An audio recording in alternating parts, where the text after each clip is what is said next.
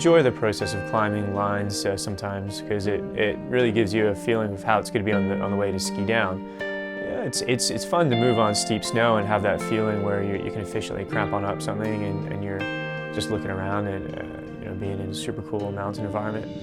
I don't like being scared. I like using my skills and my knowledge to make sure that I'm not in a situation where it is scary. It can be a bit intimidating because you see these rock walls either side of you. You know there's no margin for error because it's obvious that there's a lot of rocks that are not so good to hit, and different scenarios can run through your mind, like what if I hit some ice here. It's a super intimidating feeling, and then you eventually get used to it. It really focuses your mind to be in the zone, to know you have to safely ski something. But it's about being in control, and that whole aspect of combining all your knowledge to create this situation where you are in control, because it can very quickly turn nasty, really. Aiguille du Midi has got the biggest vertical of any lift in the world, and it takes skiers and climbers straight into some of the most awesome high mountain terrain. And for the sort of steep skiing and free riding that I love to do, as soon as you step out, there's just amazing line choices, huge amount of vertical. It can get pretty serious right away. We often get really nice, good sticky powder on the steep faces here in spring, and it's the ultimate playground, I think, that I have on my doorstep. Skiing's become a big part of my life, I think, because it gives me lots of freedom to explore.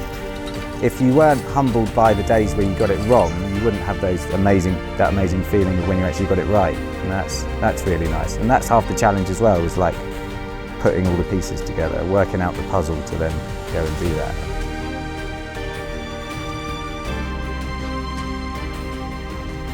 But whatever sport I do, I wanted to progress and push myself.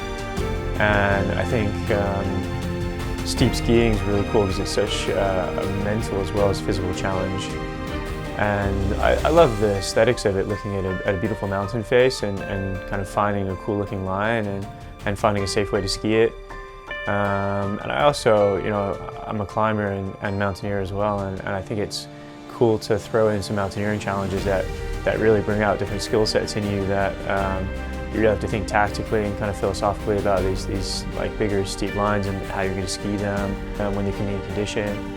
You got to be patient. It's a lot more complicated than just going and skiing more mellow, accessible terrain.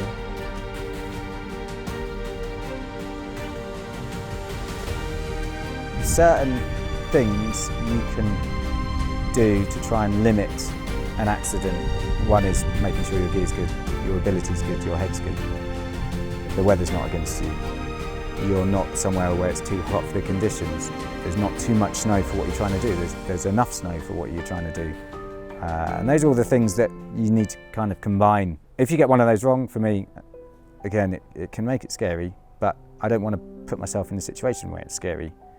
I'll try to have a slight reserve on my personal limits and ability for the objective that I'm trying to go and do. And that's important, because if something does go wrong, you need to make sure you're still comfortable. Well, I think that we get so used to physical comfort in modern society that we forget actually there's a lot of value in being uncomfortable. Like, it's a human craving to seek comfort, whether it's physical comfort, mental or emotional comfort. And I think through things like steep skiing and mountaineering, we're putting ourselves in situations where we're uncomfortable, whether it's emotionally, or we're cold, or we're tired, or we're hungry, or our body aches and hurts, or we're super dehydrated or just over it, and you have to keep on pushing through that discomfort. And I think that's a really natural thing that we've done for thousands of years, but modern society sort of has taken away from us. I think it helps develop us into more resilient people, because if we never have any discomfort in our lives, how can you have any resilience?